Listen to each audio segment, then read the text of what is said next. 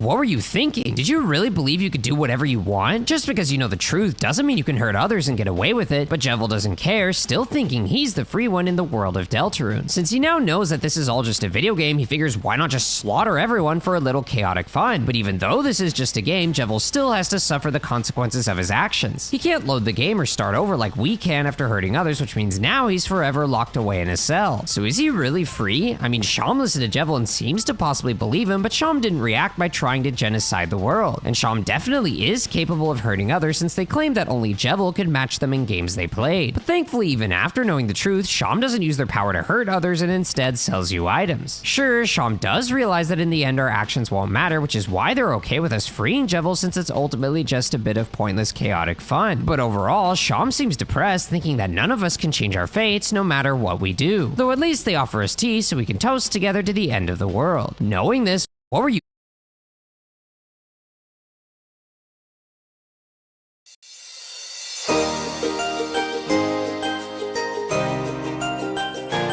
I am the last of my kind, and the world's gods want to end my life just because I'm a lamb, but by executing me, they actually end up delivering me to the god of death that they're working so hard to keep locked away. In exchange for me starting a cult in his name, he blesses me with his power and brings me back to life. But along the way, I'll have to— Yes, Kelon, get me inside, Kelon, open the way!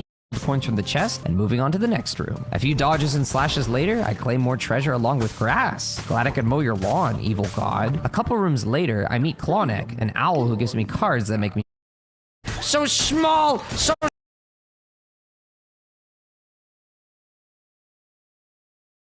I'm gone. Or I'll split your neck in half. Day 4 begins and I slaughter squirrels to collect meat for my followers. Meat, I need food.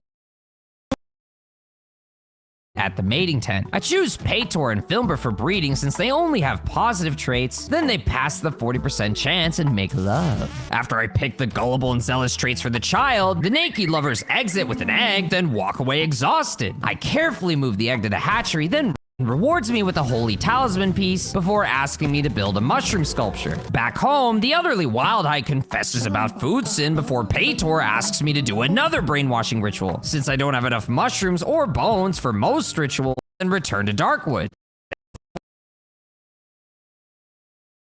T-Rexian reviving her.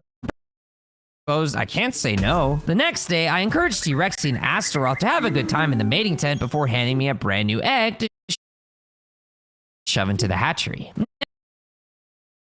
There's bubbles and fireballs, ending up martyred. This cost me most of my loot as after dealing with his minion several times, we slowly managed to bring him super low. But after a while, we finally managed to defeat him and earn a god tier as a reward, then loot a treasure chest with coins and an Eye of the Witness. Runs for her life, crying until she allows herself a break to sob in faith, but Jalala doesn't seem to know to decide how much should be revealed. They show a bow, which seems to be a little much. Rhinor grabs her hand and suggests that it's better to causing the skunk to shrug. She tries to explain that even though the beast was only a rumor, there's still a lot of dangerous stuff, and at this point, Jalala wonders why her brother wanted her to come here, now revealing that it's her brother who wrote that letter. After the panda girl, that Rhinor doesn't actually know that were grown by fungi and inhabited not only by mushroom critters, but also some kind of mushroom people who are out.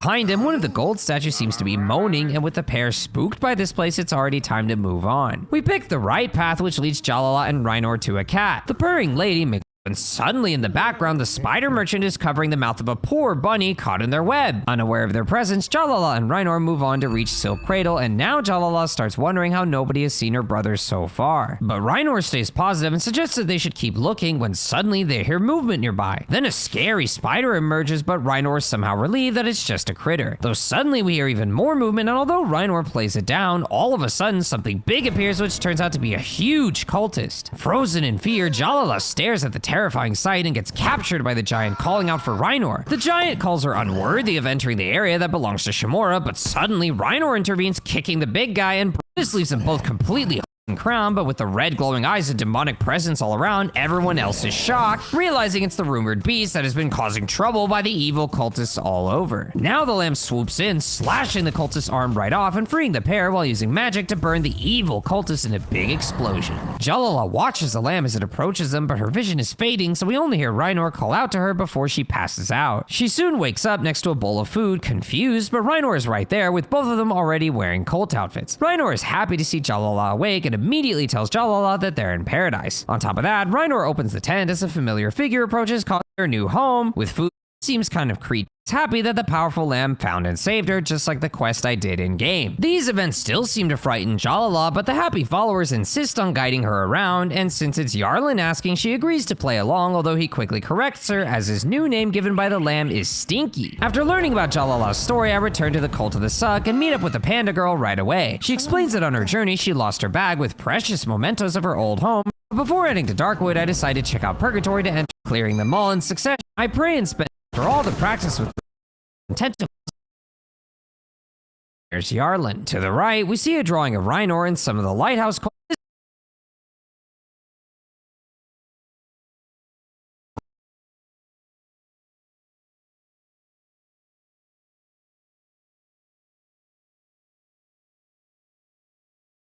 thinking it's his heart and asks me to reunite him with it. So I accept and he thanks me. Now with the heart, what will happen to her duty in the crowns, but the smith answered it is lost. Unsure how the story will unfold, I keep searching until I find the 7th ancient tablet where the stranger mentions how several generations of followers, but the stranger receives room back, but he holds onto it to rest. His voice again after seeking all those truths, saying it is done. After asking me to remember him, suddenly the snake follower form gets unlocked, completing not only my collection of lore and follower forms, but